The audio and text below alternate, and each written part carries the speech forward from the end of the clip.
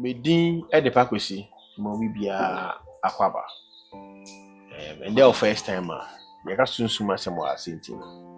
Wabano, Jibre, and Pentamen for them. You say you no wish yet, a manabo. Subscribe a free, or share a free, or comment or like you be a free. There'll be one in Channel. Found some teams with the team swap.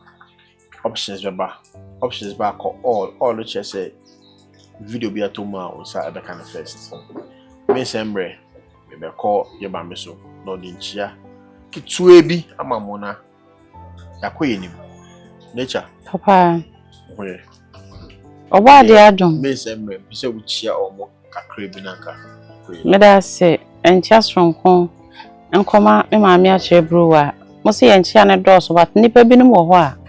Ya momu di enye one day TV mama mechia o pa mama mechia mabushia for na wa wo hwe me so mechia o so so asomdwe nka o pa koso na kai se abato we ehu angosa okoto wa ba hwekwan mu na kofie na akotwen de nyame ebeka na afenso akunafo adoye na ameye afebia no ye yewo obi dimu sa wo pesa wo de wo ka ho na oji nshira ni bia obetumi fiti atare ekosi mpaboa ensuo ekosi aduane odi sika ba ye beje de atone ye mane bi de aka ho e de ya adoya ma akunafo ne mobrowa no osuru nkoso nshira madam ase e da sema yes embre ye queen okay man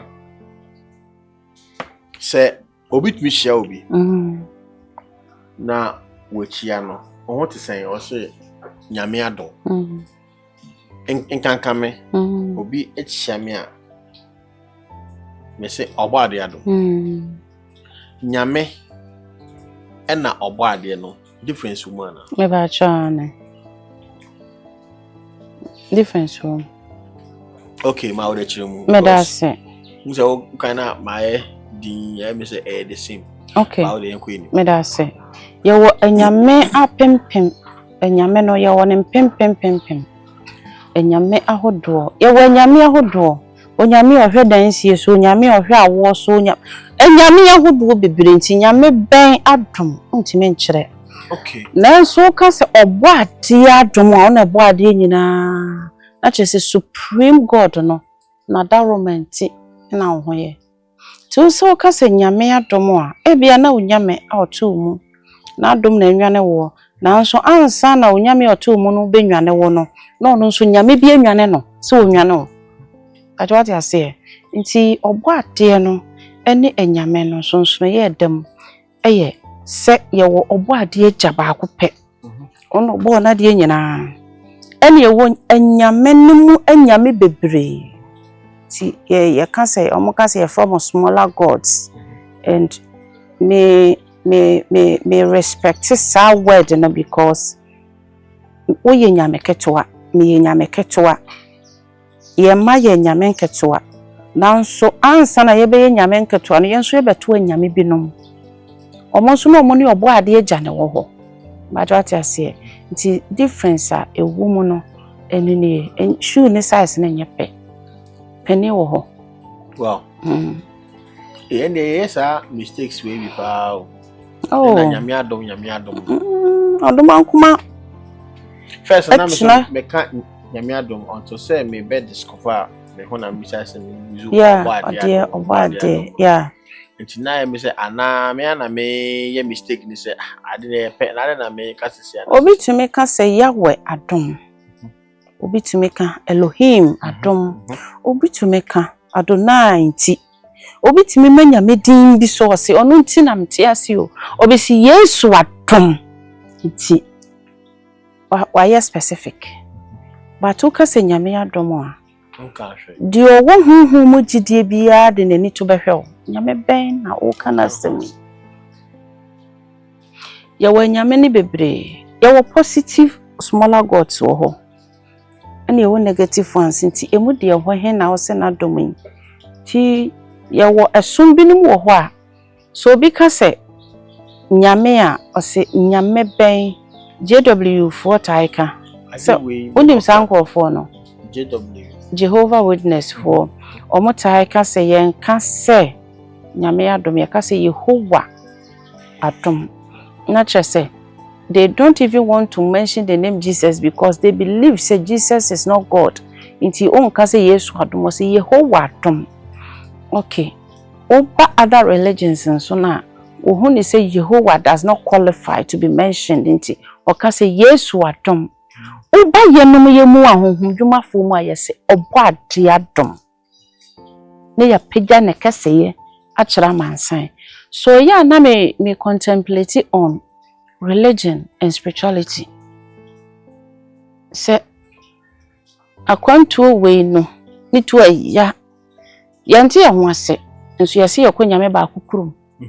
Ne yakwan bebre but center no eye ba akopɛ. Nso edi hodo na ye de frɛ no. Kwati ase.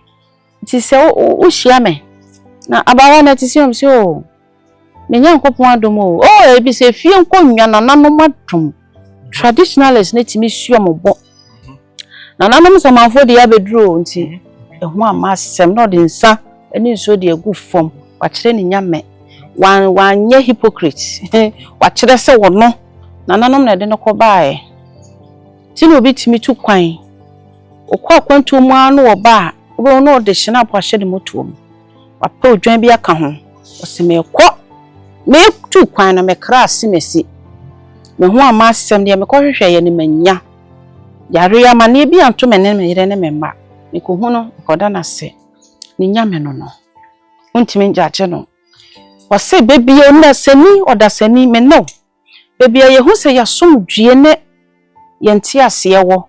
Ni amfa nya bone no eho ye tena ho a eye yi obema bosupato aguye so. Enti bebie hu se ho na wo ni Nyame adi mpunu si water wo ho Nyame no no. Nanso ye wo one supreme maker na ye fe no Oboadi ati ase. Ti me kwato obi se wadwane ho naked na wo gina nsuom. Hey, make tena masua no. No ma hwese wo frɛ ne yamapa ne ma frɛ bi. Me kwato so obi de ne mo ma bofom. No wo frɛ bi bia me gina na matete. So wo frɛ ne yamapa me frɛ bi. Me njaji ni po me te alawa kwalo na msuma gina. Sade ne taye me. Me ti so bi frɛ nkramo no munya ka alha akwa na magina na ase atwe me kra. So stop. Na attention a cheme. Me si Nyame ye kese. Me child ya ka nyina hye wonsa na matoa so. Me tap into sa moment no. Akukudro ni gidi a omode frɛ Nyame kese ye sa time no na mekɔ. Me dru baabi a ye bo Kristo din a me si oh. Ma upe enye ho wo mabrabom. Say ye papa.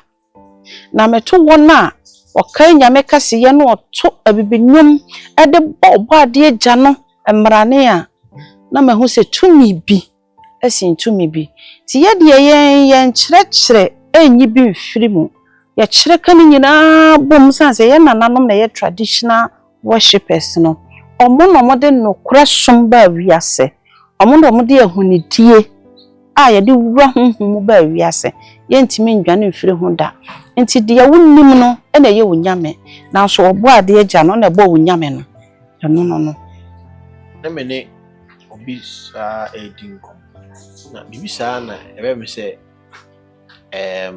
ade bi akoye ma no obo asori yeko se asimesi nyame me se ade nta wo mpe onyame ati wo na wokoka se asimesi abawo nyankopon obi so ade ne testimony breme one on one o se de ade ni siye no me ba ho ama wo ka kire me se sei ne besi na mpa siye no se abawo nyankopon se de wafuna kan ye no ma na nye ho na ye ho saa ohun wodayem e manifest life enti ohun ni se me eno madem se ma me e de me nye hwe ma o ugidie ene Nyame yi mi su ene me ban e de kire wo e ya abofo na hia wo me de ye nipa enti obi timi bo bi oh so first mesi nyankopon jimi o osina nsenkyere na si you are God on your own ujina wo kasa ba wa nyankopon na mate ase but wo try so be ye mi Nyame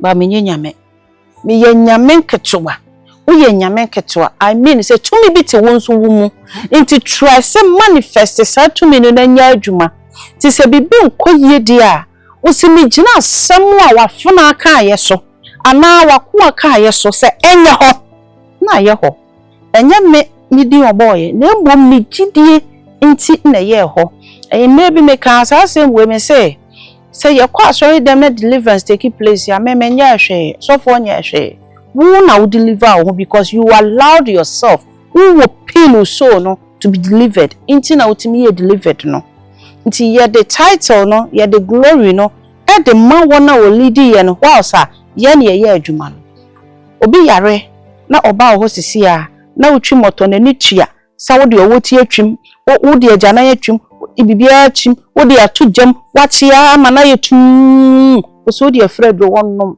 wase wagidi se wonom ane ho beton no nom koma. There is an energy in you who they can ignite inti dia wo ye no kura nim say utwa ne mpoa ye wo wona wo say oh say nipa de ya te bi pen say nipa bia oso sika de ba say obepe sika duro na chese wo sika wachimi ya te bi pen say nipa shada tena se so mo ye honhom nipa no obu nipa no de adubone me nipa but nipa ne nya delivered because in your room na sana yare but be take place e nipa na gidie na sana yare. Once upon a time it is so for bi wa retire wajai also on yes for bi because na e yazan nti ohan crofo mo the testimony by free radio so ne yade o say omo frɛ no mo the testimony ba so onya ahwio that moment no nipa ne gya ne mu die mu a obie kwan ama yare set to me take place obie kwan ma de na o ehwehwɛ no nsa to me ka enti wo ye nyame me ye nyame obi a ye nyame ketwa nanso ye wonyame wonyame wono no ye obaade no oboade na kasa no nti se uji wudi se ubetumi ne na kasa wa ba ntomadan bi ansi wani woni nanim kwan moja bi nti etentomadan ni mu makwan be da so otumi ne kasa freely man ye yi a o kasa o sensenkyene ne ye den esi but what you say enfro bi nyame e bia na ni nyame na wo frɛ no no no onye nyame kan me da se ma me da se we de akomu yie pa esenke I ring a bell serious because we show onyame ati mu no ye so be ka se asimisi nyame na o ka se abawa nyame no eye wo na opechae entina ohu se me se wo na oba ho no because o de ni gidie na me de ahia that's the thing so nyame an Jesus picture na ebo ho obi anhu Jesus da but otimi so da e ma ne hwemu ma ohu ne se wehu sa nya exactly osimi hu Yesu mfoni said ni mfoni je sa na mehia no imagination adwen no epeke ne ama e de koda Yesu obi wo so ohu me da physically ohu me da but o wa kwantu otimi so da ye na mama na duro na ne ho ato no memete Ghana bia satama wo kan madam na ba ko e kire soro e bia na satama wo kan me ni obi abo atwede ye e bia satama wo kan na me bufuafu ne I might even be in a wrong situation at that moment you know but because we gidie binti nyame picture bibia eye familiar to believe the brain na peke na why you free. Eye simple. Spirituality is not as scary as people make it. And this is simple. Adwena na ya hwehwe na ya hwe no. Adwena na de ayaresaba. Adwena na de yareba. Adwena na gitum se nkukuo di aba. Adwena na de niema bebreba. Esan eni mpetuwo ye den eba. Esan edi mpetuwo ba. Ena kwadworo enso etimi koyese adwen na ohia ni ahokyere enu so timi koye osan eso ebi so timi ko fin krabia mu nsem enti se wo de wadwen no eto ho se wo ye ho adwuma wo operate no say the universe na design na you can heal yourself, you can deliver, you can do multiple things with your hands and with your tongue.